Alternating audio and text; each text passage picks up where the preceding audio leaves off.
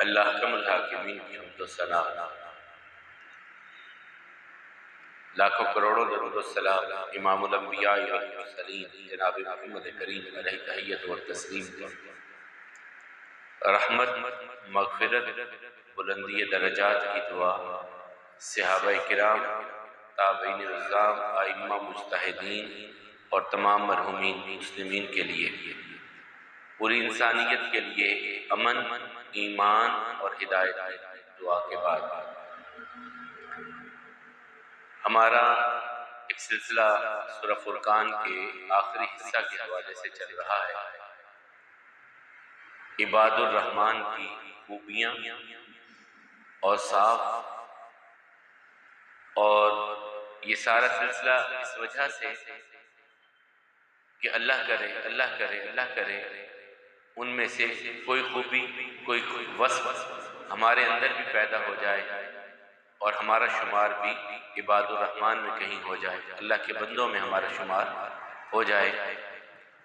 हमने इब्तिदान जो पढ़ी, अल्लाह ताला फरमाते हैं मेरे बंदे वो हैं जिनकी चाल बड़ी आजिज़ाना होती है, तकब्बुर नहीं होता जिनकी चाल, रियाकारी नहीं होती, फख्र नहीं होता, और जब किसी जाहिल से गुफ्तगू करनी होती है तो बहस में उलझते नहीं है, सलाम कह कर के रुखसत होते हैं। रात गुजारते हैं अपने रब के सामने सजदे में, क़ियाम में, और अपने रब से जहन्नम के बारे में पनाह तलब करते हैं। और जब खर्च करना होता है बेजा खर्च नहीं करते, न बखील होते हैं, इन दोनों के दरमियान। फिर हमने खूबी पढ़ी कि वो अल्लाह के सिवा किसी को पुकारते नहीं, इलाह के तौर पर, माबूद के तौर पर, किसी नफ्स को कत्ल नहीं करते जिसे कत्ल करना अल्लाह ने हराम करार दिया, और जिना के करीब भी वो नहीं जाते, जिना के करीब भी वो नहीं जाते। फिर अल्लाह ताला फरमाते हैं जो ये करता है वो बहुत बड़े गुनाह को हासिल करता है, हम इसे दुगना अजाब देंगे क़यामत के दिन और हमेशा की रुसवाई इसका मुकद्दर होगी। हाँ, इल्ला मन ताब व आमन व आमिल अमलन सालिहा। यहाँ पर हमारा सिलसिला मुकम्मल हुआ था पिछले खुतबा जुमा में। गलती, खता, गुनाह इंसान से हो जाना बशरी तकाजे हैं, शैतान के बहकावे हैं, गलती हो जाती है इंसान से, लेकिन बेहतरीन गलती करने वाला वो है जो अपनी गलती की अपने रब से माफी मांग लेता है। अल्लाह के हबीब अलैहिस्सलाम ने फरमाया कुल्लु बनी आदम खत्ताऊन व खैरुल खत्ताईन अत्तवाबीन। आदम के हर बेटे से गलती होती है और बेहतरीन गलती करने वाला कौन है? जो अपनी गलती पे अड़ता नहीं है, माफी मांग लेता है। और मैंने जो आखिर पे था तो वो अगर हकूकुल इबाद में है तो 4 तरह से तौबा की सूरतें बनती हैं, और अगर हकूकुल्लाह है तो 3 तरह से।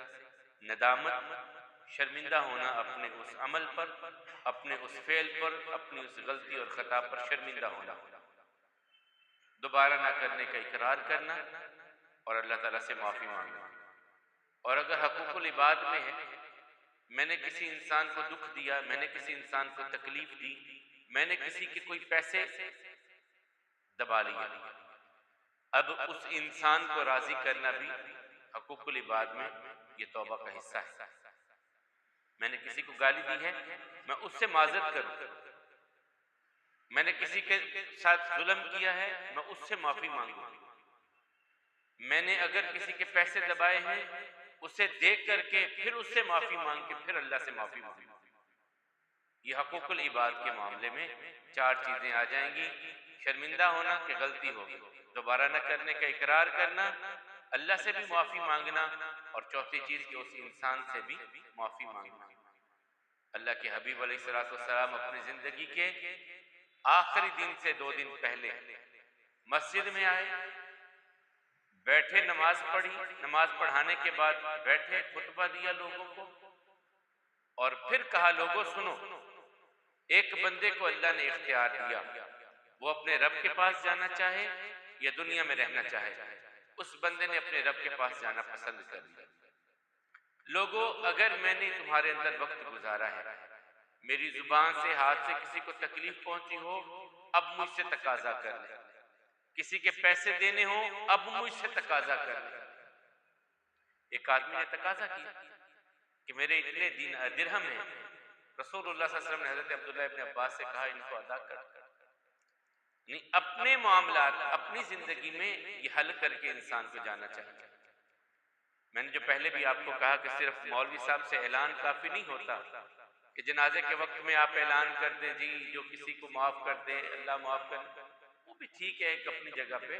अपनी जिंदगी में जिनके साथ जो बर्ताव किया है, जिंदगी में उनसे माजरत करें, जिंदगी में उनसे माजरत कीजिए, अपनी खता को मान लीजिए, अपनी गलती को मान लीजिए। और गलती मानने वाला बड़ा होता है, वो छोटा नहीं होता। वो छोटा नहीं होता जिससे गलती होती है और अपनी गलती मान लेता है। अगर गलती ना मानी जाए तो ये शैतान का देख ले, नहीं मानी उसने गलती, किधर चला गया मामला सारा। तो अल्लाह ताला फरमाते हैं, इल्ला मन आमना व इल्ला मन ताब व आमना व आमिला अमलन सालिहा। हाँ, जो तौबा कर ले बंदा, ईमान ले आए, फिर अच्छे अमाल करने लग जाए, इनके लिए क्या होगा? फ़उलाइका युबद्दिलुल्लाहु सय्यिआतिहिम हसनात। अल्लाह ताला इनकी बुराइयों को भी नेकियों में तब्दील कर देंगे।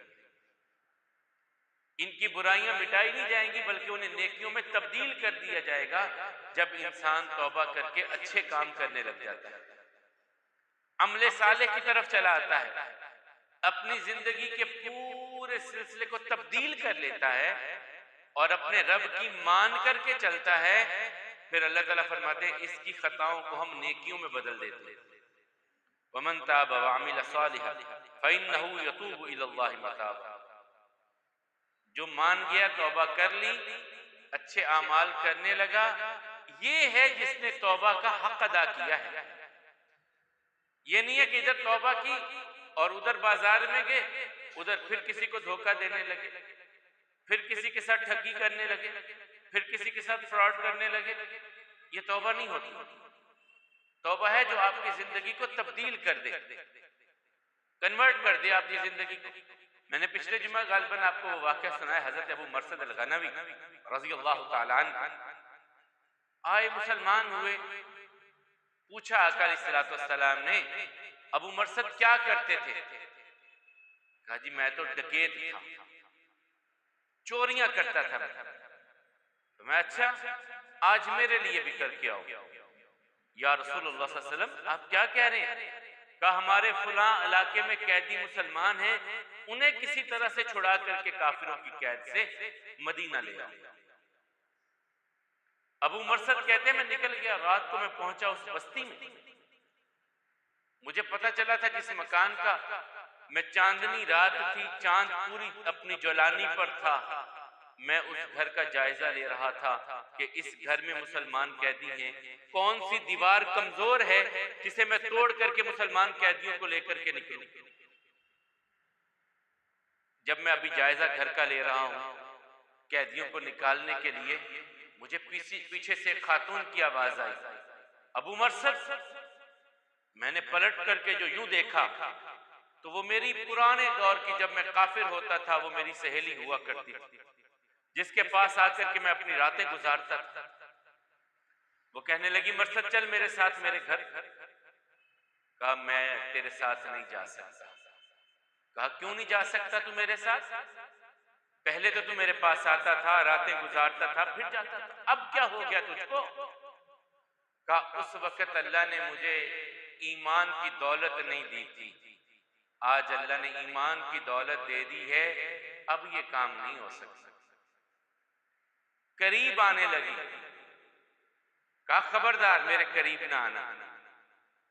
मैं ये हाथ मोहम्मद रसूलुल्लाह सल्लल्लाहु अलैहि वसल्लम के हाथ पे रख के मैंने बैत की है कि अब बेहयाई के काम के करीब भी नहीं जाऊंगा, मुझसे दूर हट करके बात कर।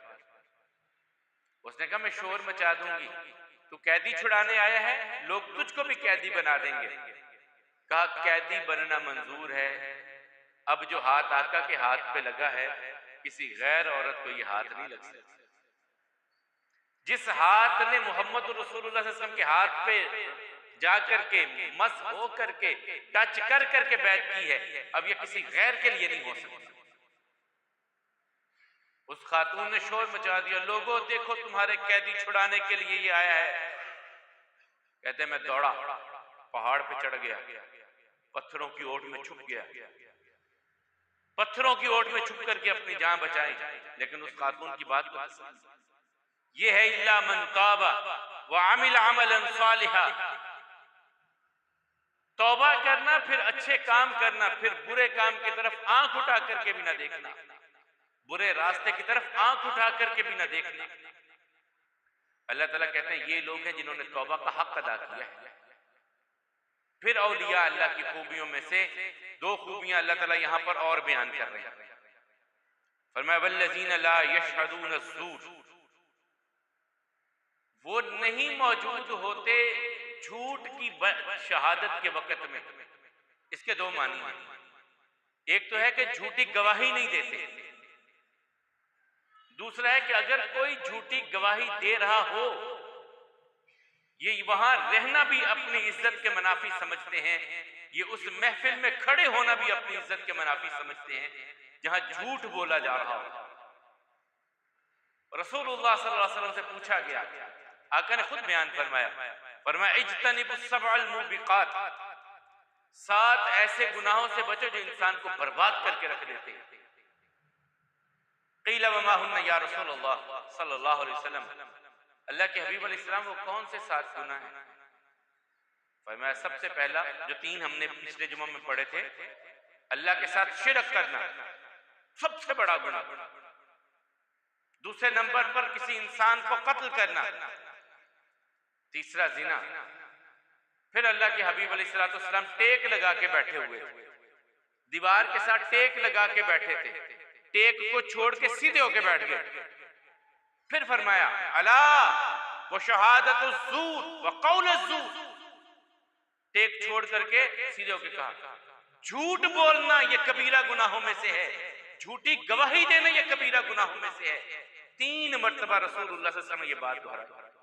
सहाबी कहते हैं टेक को छोड़ के सीधे बैठ करके फिर अल्लाह के रसूल सल्लल्लाहु अलैहि वसल्लम आते हैं अला व शहादतुज़ ज़ूर व क़ौलुज़ ज़ूर, झूठ बोलना और झूठी गवाही देना ये कबीरा गुनाहों में से गुनाह है। हमारे यहाँ क्या होता है, हम बच्चों की तरबियत क्या करते हैं, घर में मौजूद हैं, बाहर कोई आ गया मिलना नहीं चाहते, बच्चे को कहते हैं जा घर में जो आया है दरवाजे पे उसे कह दो मैं घर पे नहीं हूं। तरबियत अपने बच्चों की हम यूं कर रहे हैं, झूठ सिखा करके उनकी तरबियत कर रहे हैं। माएं बुलाती हैं बच्चों को, बेटा मेरे पास आ मैं तुझे चीज दूंगी, वो बात सुनने के लिए आता है तो फिर उसे और मामलात में उलझा दिया जाता है। रसूलुल्लाह सल्लल्लाहु अलैहि वसल्लम एक जगह पर थे, एक खातून ने इसी तरह अपने बच्चे को बुलाया, बेटा बात सुन मैं तुझे चीज। बच्चा पास आ गया, उसने एक खजूर दे दी बच्चे को। आका अलैहिस्सलातु वस्सलाम ने फरमाया उस खातून से जिसने अपने बच्चे को यूं कह करके बुलाया था, कहा अगर तू अपने बच्चे को चीज न देती तो ये तू धोखा देती, झूठ बोलती और मैं यहां से चला जाने वाला होता।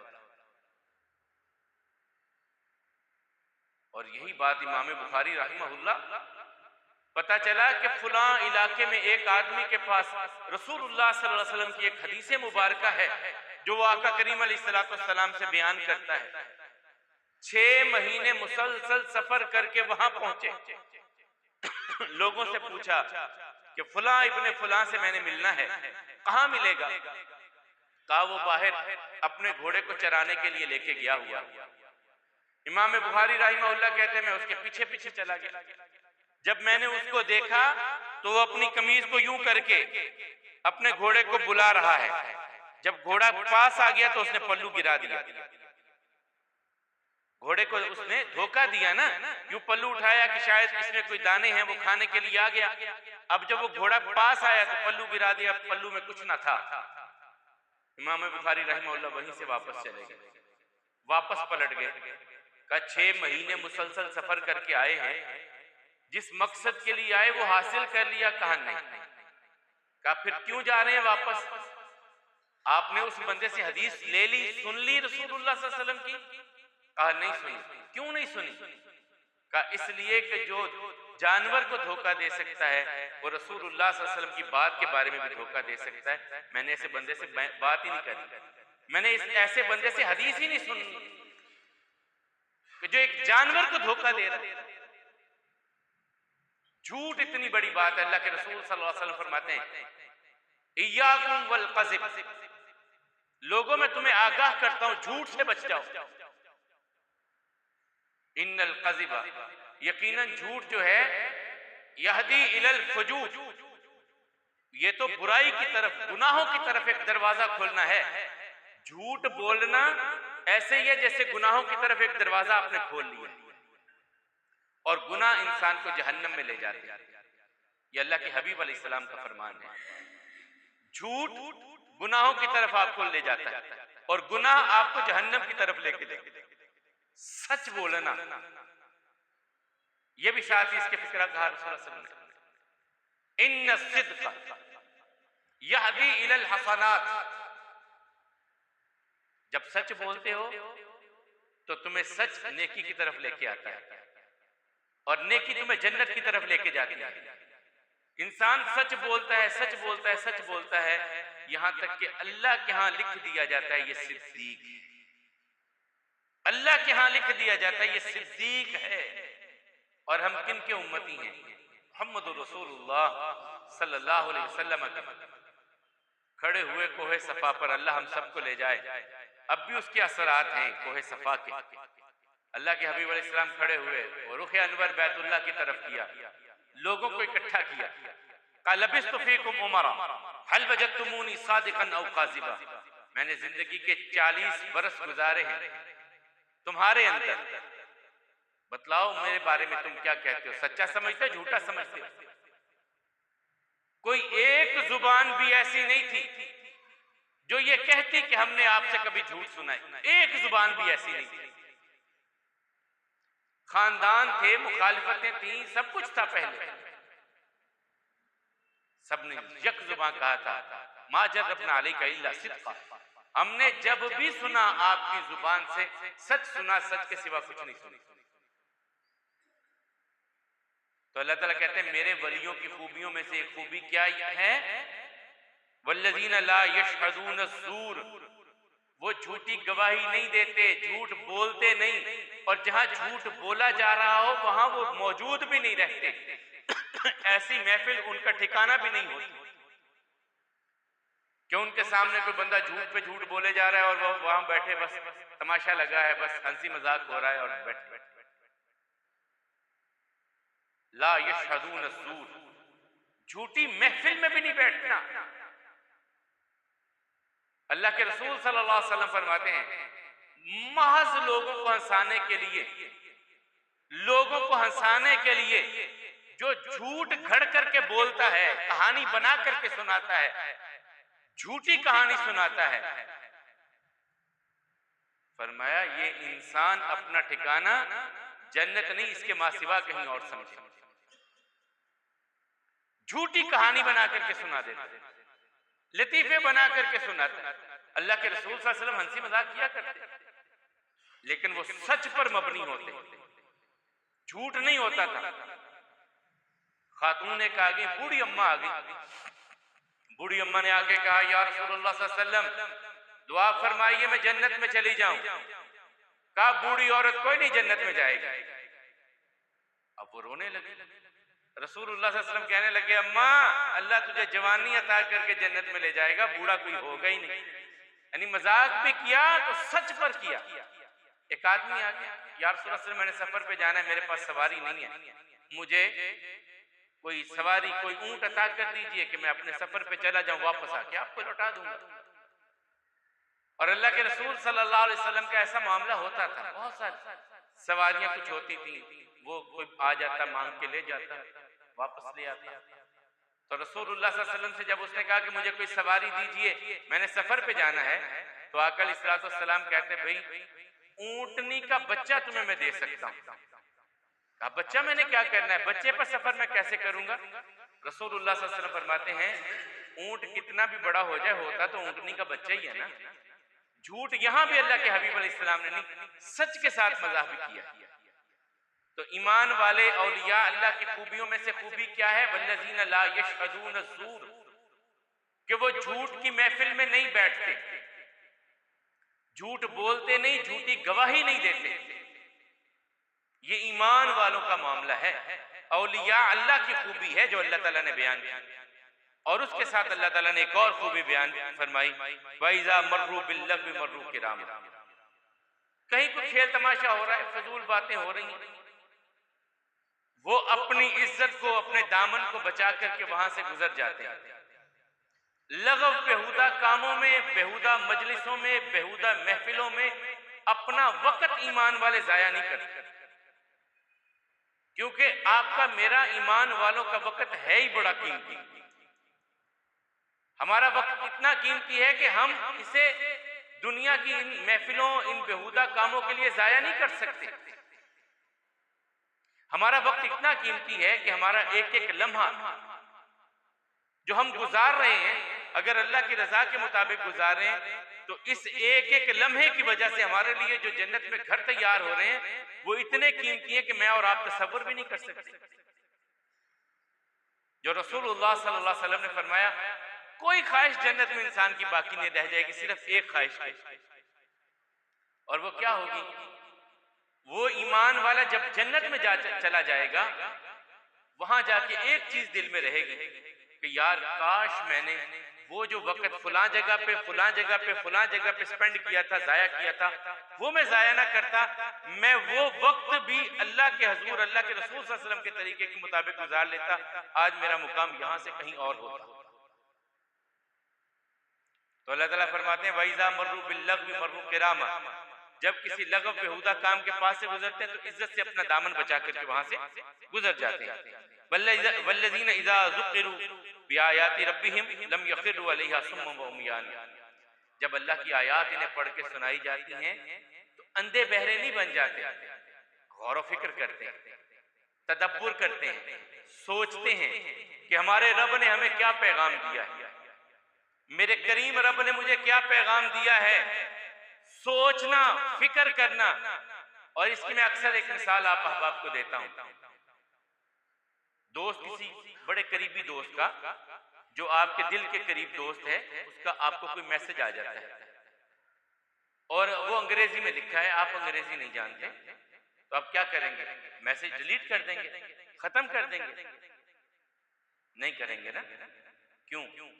आप समझते हैं मेरे किसी दोस्त, मेरा सबसे करीबी दोस्त ने मैसेज भेजा है, इसमें यकीनन कोई ना कोई बात होगी, मैं इसका किसी को पढ़वा लूं, किसी से पता कर लूं कि मेरा दोस्त मुझसे क्या चाहता है। आप कभी एक बंदे के पास जाएंगे, फिर दूसरे बंदे के पास जाएंगे, यार मेरे दोस्त ने ये मैसेज भेजा है, ये पढ़ के सुना दो कि क्या कहता है मेरा दोस्त मुझको। उससे समझ नहीं आएगी, दूसरे के पास जाएंगे, दूसरे से समझ नहीं आएगी, तीसरे बंदे के पास जाएंगे। आपको सुकून उस वक्त आएगा जब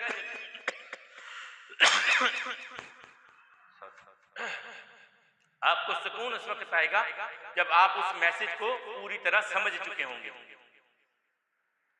ये दुनिया के दोस्त हैं जिनके मैसेज की आपको फिक्र है, और एक वो हमारा रब, रहीम व करीम रब, जिसकी इनायात मुझ पर आप पर इतनी है कि हम गिन नहीं सकते, उसका भी तो ये मैसेज है आपके और मेरे नाम। कभी हमने सोचा कि मेरा रब मुझसे क्या चाहता है, इस कलाम में मेरे रब ने मुझसे क्या कहा है, मेरा रब मुझसे क्या, किन चीजों का तकाजा कर रहा है, किन चीजों से मुझको रोक रहा है? कभी मैंने और आपने सोचा? सिर्फ हमने सवाब व साले सवाब के लिए बस मामला को हमने यहां तक महदूद कर दिया। कुरान करीम की आयत को पढ़ना, समझना और इसे अपनी जिंदगियों में लाना, ये हमारा मतमा नजर नहीं रहा। हम इसकी तरफ बिल्कुल कोरे हो गए। इस तरफ से हम सिर्फ ये सोच लिया कि फलां फौत होने वाला है तो चलो उसके पास बैठ करके यासीन पढ़ लो, अगर कोई फौत हो गया तो मोहल्ले में सिफारे तकसीम कर दो, वो पढ़ करके साले सवाब कर दे। बस क्या कुरान इसलिए आया था? ये तो जिंदगियां तब्दील करने वाला था, ये मुआशरा तब्दील करने वाला था, ये माहौल तब्दील करने वाला था, ये खानदान तब्दील करने वाला था, ये मुआशरे में अमल लाने वाला कलाम था, और हम इस पर अंधे गूंगे बहरे बन करके बैठ गए। मुसअब इब्ने उमैर रज़ी अल्लाह ताला का वाक़या आपने सुना? जब रसूलुल्लाह सल्लल्लाहु अलैहि वसल्लम के पास 12 लोग आए मदीने से दूसरी मर्तबा, मुसलमान होकर के वापस चले गए। कहा जी हमारे साथ किसी कारी को भेज दें जो हमारे बच्चों को हमें कुरान करीम सिखाए, दीन सिखाए। तो रसूलुल्लाह सल्लल्लाहु अलैहि वसल्लम ने हजरत मुसअब इब्ने उमैर रज़ी अल्लाह ताला अन्हु के साथ भेज दिया। और ये पहले सहाबी हैं जिन्हें कारी साहब का खिताब मिला, मदीने में जाकर गए, जाकर के बच्चों को भी कुरान पढ़ा रहे हैं, बड़ों को भी तरबियत कर रहे हैं। किसी ने कहा कि वहां उसैद इब्ने हुज़ैर हैं, अगर ये बंदा मुसलमान हो जाए तो आधा मोहल्ला मुसलमान हो सकता है, इतने असर रसूख वाला बंदा है। मुसअब कोशिश करो कि अगर ये मुसलमान हो जाए। मुसअब इब्ने उमैर रज़ी अल्लाह ताला अन्हु उसी के बाग में बैठे, वो आ गया और बड़े गुस्से में, सरदार था, चौधरी था मोहल्ले का, उसी के बाग में बैठे हुए ये, वो आकर के इन्हें सख्त अंदाज में कहता है यहाँ कोई दीन की बातें ना करना, हम अपने बाप दादा के दीन पर हैं, जो भी हमारा दीन है, कोई बात हमें ना सुनाओ, हमने नहीं सुननी। हज़रत मुसअब इब्ने उमैर रज़ी अल्लाह ताला ये वो सहाबी हैं जो उस दौर में इंपोर्टेड कपड़ा पहनते थे, मैंने आपको पहले भी बताया है, खुशबू लगाते थे इंपोर्टेड, लोकल चीजें इस्तेमाल ही नहीं करते थे। शाम से चीजें आती थी, यमन से आती थी इनकी, और इनकी माँ ये कोशिश करती थी कि मेरे बेटे ने जो एक मर्तबा कपड़े पहन लिए दोबारा ना पहने। लेकिन जब अल्लाह के दीन की तरफ आए, कुरान की तरफ आए, पूरी जिंदगी तब्दील हो गई। अब वो दुनिया की खुशबुएं भूल गई, अब कुरान की खुशबू इनकी जुबान पर है, कुरान की खुशबू इनकी जुबान पर है। बड़े गुस्से से बोले उसैद इब्ने हुज़ैर, ये बड़े मीठे अंदाज में कहने लगे, सरदार जी बैठ जाओ, बात सुन लो, हम जबरदस्ती तुम्हें मनवा नहीं सकते, लेकिन बात तो सुन लो हमारी, अच्छी लगेगी तो मान लेना, ना अच्छी लगी तो छोड़ देना। कहा बात तो तुमने ठीक की। अब कुरान करीम की तिलावत शुरू की है हजरत मुसअब इब्ने उमैर रज़ी अल्लाह ताला अन्हु, वो कुरान पढ़ते जा रहे हैं, पढ़ते जा रहे हैं, और ये जो बड़े गुस्से से खड़ा था बैठ गया, चेहरे पे गुस्से की जगह पे नदामत के असरात आने लगे। जब तिलावत मुकम्मल हुई, कहा मुझे बतलाओ मुसलमान होते कैसे? एक मर्तबा कुरान सुना, जिंदगी तब्दील हो गई, सिर्फ एक मर्तबा, क्योंकि वो समझते थे, वो जानते थे हमारा रब हमसे क्या कह रहा है। मैं और आप, हम बिल्कुल गूंगे बहरे हैं इस मामले में, और उस पर सबसे बड़ी खराबी क्या है, हम कोशिश भी नहीं करते, कोशिश भी नहीं करते। सियाने हम इतने हैं वैसे, जिस बाबे को भी देख लो ना एंड्रॉइड उसे चलाना आता है, बूढ़े हो चुके, सफेद बाल हो चुके, हाथों में इर्तियाश है, हाथ कांप रहे हैं, लेकिन एंड्रॉइड चलाना आ गया, ये सीख लिया है, कुरान नहीं सीखा, कुरान नहीं सीखा, मोबाइल चलाना सीख लिया, सब कुछ सीख लिया, हम दुनिया की हर चीज चलाना जिससे हमारा मतलब होता है हम सीख लेते हैं। जब कुरान की बात आती है, दीन की बात आती है, अब बूढ़े हो गए जी, अब कहाँ, अब तो दिमाग मोटा हो गया, अब तो ये समझ ही नहीं आती, अब क्या करें। दुनिया समझ आती है, दीन समझ नहीं आता। दुनिया की सारी बातें समझ आती है, दुकान भी समझ आती है, दुकानदारी भी समझ आती है, कारोबार भी समझ आता है, सब कुछ समझ आता है, नहीं समझ आता तो एक अल्लाह का दीन समझ नहीं आता। उसके बारे में कह देगा जी बस बूढ़े हो गए, वाओ चलो मैं बात इख्तिताम, वक्त कलील होता जा रहा है। अल्लाह के रसूल सल्लल्लाहु अलैहि वसल्लम से सय्यदा आयशा रज़ी अल्लाह ताला अन्हा बयान करती हैं, फरमाया आका करीम अलैहिस्सलाम ने फरमाया अल माहिर बिल कुरान मा सफरतिल किरामिल बररा, जो बंदा कुरान पढ़ता है और बड़ा खूबसूरत कुरान पढ़ता है, कल क़यामत का दिन होगा, अल्लाह ताला इसे इज्जत वाले फरिश्तों के साथ खड़ा करेंगे। और जो मेरे जैसा है, जुबान मोटी है, लफ्ज़ सैयदानी होते, आका ने कहा ये भी मायूस ना हो जाए, परेशान ना हो, ये कोशिश करता रहे, अल्लाह इसको भी दुगना अजर अता करेंगे, दुगना अजर अता करेंगे। फिर अल्लाह ताला फरमाते हैं वल्लज़ीन यक़ूलून रब्बना हब लना मिन अज़वाजिना व ज़ुर्रिय्यातिना क़ुर्रता अयुन वजअलना लिलमुत्तक़ीना इमामा। ये ईमान वालों को दुआ सिखाई अल्लाह ताला ने। अल्लाह ताला कहते हैं ये सारे इबादुर रहमान की बातें चाहते हैं कि ईमान वाले खुद मुझसे दुआ करते हैं क्या, रब्बना ए हमारे रब, हब लना अता कर हमको, मिन अज़वाजिना हमारी बीवियों की तरफ से, व ज़ुर्रिय्यातिना और हमारी औलाद की तरफ से, क़ुर्रत आयुन ये हमारी बीवियां हमारी औलाद हमारी आंखों की ठंडक हो।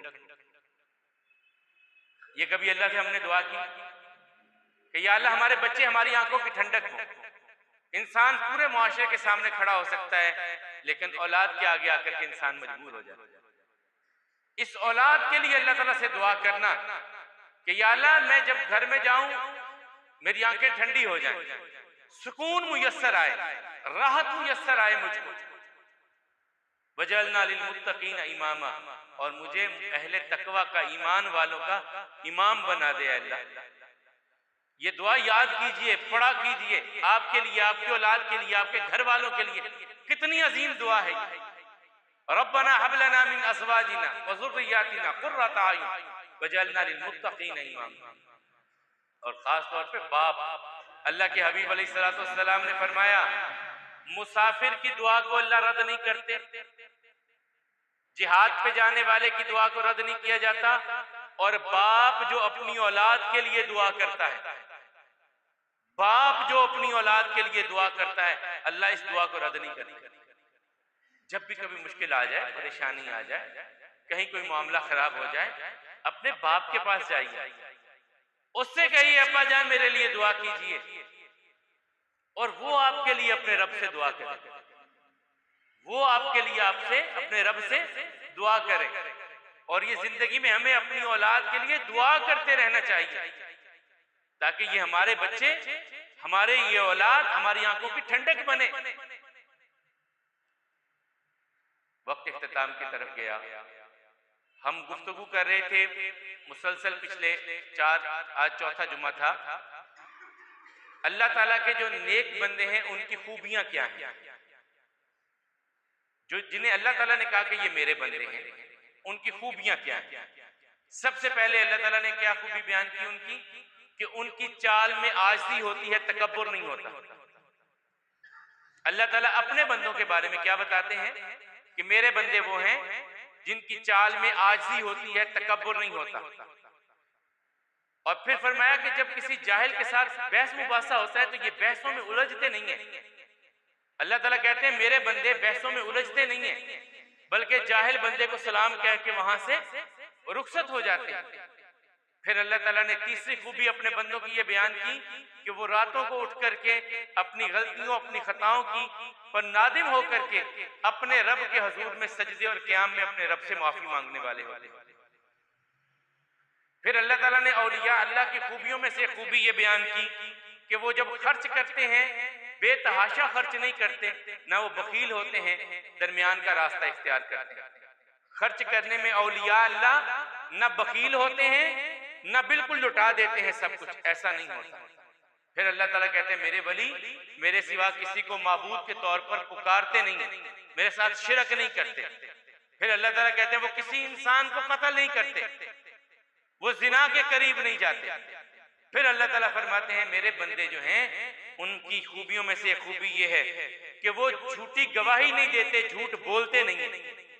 ये औलिया अल्लाह हैं जो न झूठ बोलते हैं, न झूठी गवाही देते हैं, न झूठी महफिल और मजलिस में मौजूद होते हैं। और फरमाया कि अगर कोई बेहुदा मजलिस वहां से गुजर हो भी जाए तो ये अपना दामन बचा करके वहां से गुजर जाते हैं। और ये अल्लाह ताला फरमाते हैं कि जब मेरी आयत इन्हें पढ़ करके सुनाई जाती हैं तो ये गिर नहीं पड़ते अंधे बहरों की तरह, बल्कि मेरी आयात में गौर व फिक्र करते हैं, तदब्बुर इख्तियार करते हैं, मेरी आयात के मफहूम और फाहम को समझने की कोशिश करते हैं। फिर फरमाया कि मेरे बंदे जो हैं, मेरे औलिया अल्लाह जो हैं, वो मुझसे दुआ करते हैं कि ऐ हमारे रब, हमारी बीवियों और हमारी औलादों को हमारी आंखों की ठंडक बना और हमें अहले तकवा का इमाम बना। अल्लाह का मुल्हाकिमीन ये खूबियां हम सबको अपनाने की तौफीक अता फरमाए। इसमें जो कमी कोताही रह चुकी वो हम सबको माफ फरमाए। खास तौर पे ये जो मौसम बन चुका है, जो माहौल बन चुका है, जो हवा में आलूदगी आ चुकी है, ये भी हमारे आमाल का नतीजा या अल्लाह ताला की तरफ से कोई मामला है। तो सबसे बढ़कर इस बारे में अल्लाह ताला से दुआ कीजिए कि अल्लाह ताला अपनी रहमत की बारिश अता फरमाए और ये आलूदगी खत्म होने वाली हो जाए। बच्चे बीमार हो रहे हैं, बड़े बीमार हो रहे हैं, आलूदगी बढ़ती चली जा रही है।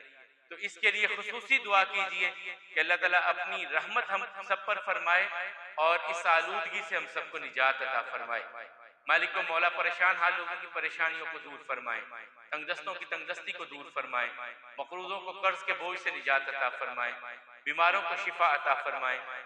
मालिक को मौला जो हमारे बहन भाई घरों में, अस्पतालों में किसी भी मर्ज में मुब्तला हैं, सबको मुकम्मल सेहत अता फरमा और उनकी बीमारियों को, उनके गुनाहों का कफ़ारा बना।